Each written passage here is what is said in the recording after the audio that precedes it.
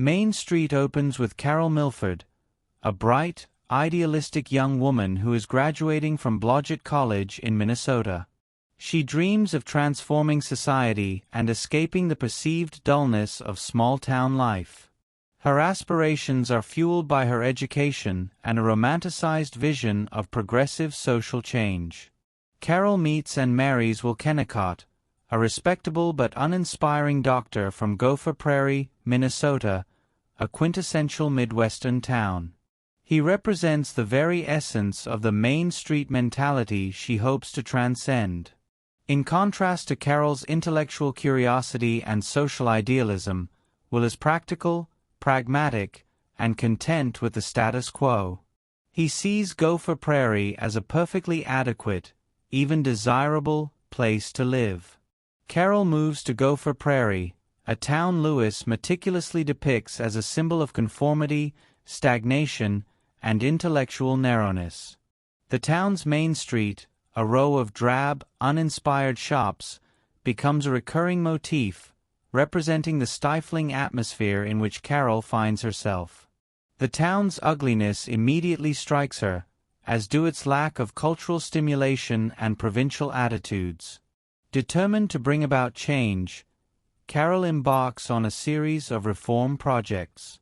She attempts to improve the town's aesthetic by advocating for architectural improvements, cleaner public spaces, and the introduction of art and culture. She organizes a women's club, hoping to ignite intellectual discussions and foster a sense of community. However, Carol's efforts are met with resistance, indifference, and even hostility. The townspeople, comfortable in their routines and suspicious of anything new or different, view her as a disruptive outsider. They are content with their gossip, card games, and conservative social norms. Her attempts to introduce progressive ideas about literature, art, and social reform are often ridiculed and dismissed. Carol's relationship with Will begins to deteriorate. He is baffled by her dissatisfaction and sees her attempts at reform as frivolous and unnecessary. He genuinely believes that Gopher Prairie is a good place to live and that Carol should adapt to its ways. Their differing perspectives create a growing rift between them. Carol finds a few allies among the town's more open-minded residents, such as B. Sorensen, a Swedish maid who possesses quiet dignity, and Eric Valborg, a sensitive and artistic tailor. These friendships offer Carol a brief respite from the town's stifling atmosphere, but they are not enough to sustain her. As Carol becomes increasingly disillusioned, she begins to question her idealism and the possibility of changing Gopher Prairie. She feels isolated and misunderstood, trapped in a community that rejects her aspirations. The town's social fabric remains essentially unchanged, and Carol's efforts seem futile. Desperate for a change of scenery and a sense of purpose, Carol leaves Gopher Prairie and moves to Washington, D.C., where she works as a government clerk during World War I. This period offers her a glimpse of a larger world and a temporary escape from the confines of small-town life. However, she eventually returns to Gopher Prairie, partly out of a sense of duty to Will and their growing family and partly out of a resigned acceptance of her circumstances. Upon her return, Carol finds that little has changed in Gopher Prairie. The town remains entrenched in its conservative values and resistant to change. However, Carol herself has transformed. She is no longer the idealistic reformer she once was. She has become more pragmatic and accepting of the town's limitations. She recognizes that her initial attempts at radical change were unrealistic and that actual progress is slow and incremental. She finds a measure of contentment in her family life and small, subtle acts of resistance.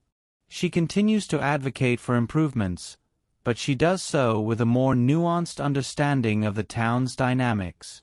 The novel concludes with a sense of ambiguity. Carol has not transformed Gopher Prairie, but she has not been wholly defeated either. She has found a way to coexist with the town, maintaining her sense of individuality while adapting to its realities. She has gained a deeper understanding of human nature and the complexities of social change. The final pages show Carol musing on her children, the future, and the possibility that the next generation may be able to enact the changes she was unable to make. Commentary. Main Street is a powerful critique of American small-town life in the early 20th century. Sinclair Lewis masterfully portrays the stifling conformity and intellectual stagnation that can pervade such communities.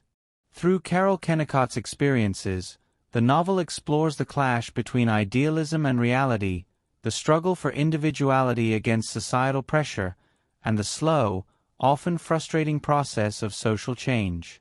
Lewis's realistic and frequently satirical depiction of Gopher Prairie resonated with readers, sparking a national debate about the nature of American society.